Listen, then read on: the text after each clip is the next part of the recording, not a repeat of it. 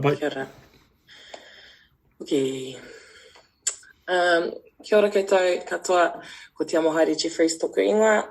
Ka kōrero a hau mo etahi waiata kua tohu ngia e tā mātou kaiako, ko te motiatia Māori mai a ngā tūmanako me te āringa, te poi aroha mai o Paumanga Tāwhiri Patupaerehe.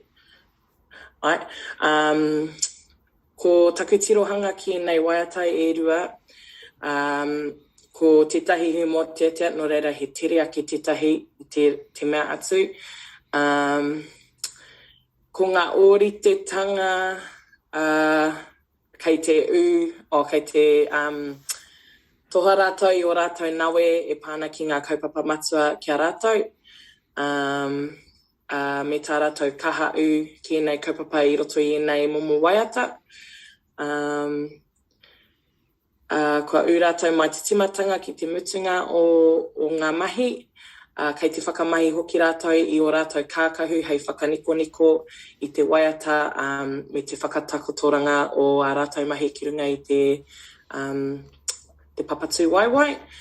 Ko ngā rerekētanga, he rereke te wairua o ngā mea e rua, ko ki tā te motiatia he mea tū pakari, he nawe ki te iwi Māori, koenei te hia ka taia tātou ki te ki tēnei kaupapa hei painga mo ngā uri whakatipu. Anō hoki mō te poi, he whakātu ki te hunga mātakitaki, koenei ngā mahi, te Patupaerehe ki tēnei takiwā o Waikato, he whakātu ki o rātou mahi whakatoi, kei te tākoro, ngā tama me ngā wahine, i a rātou e mahi ana i ngā mahi poi.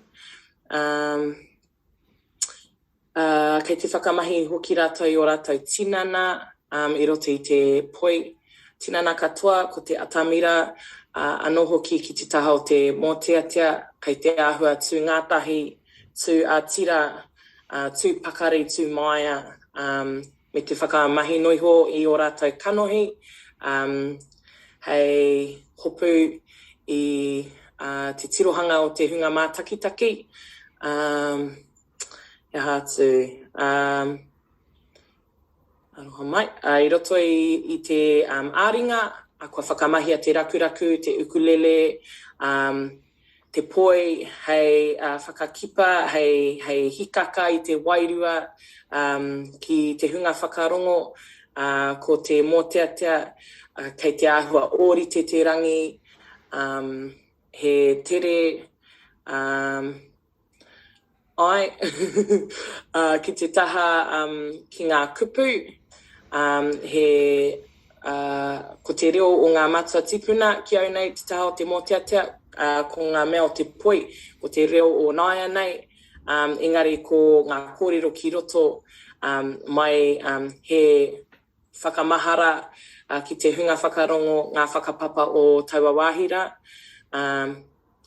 Koe rā ku whakaro mō e nei waiata e rua, kia ora koutou katoa.